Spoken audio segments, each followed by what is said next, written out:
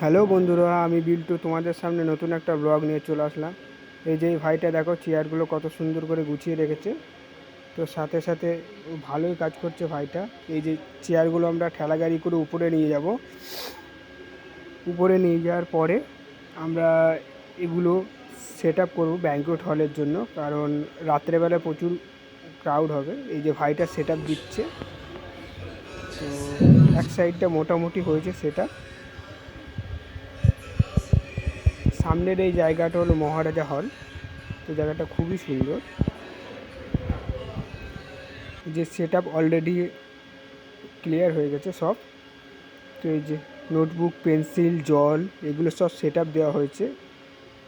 একটা টেবিলে 3 জনের সিটিং করা হয়েছে, কারণ যাতে কোনো প্রবলেম না হয়। আমরা চাইলে 4 জনেরও দিতে পারতাম, কিন্তু প্রবলেম হয়ে যাবে, তো 4 জন দেওয়া যাবে না।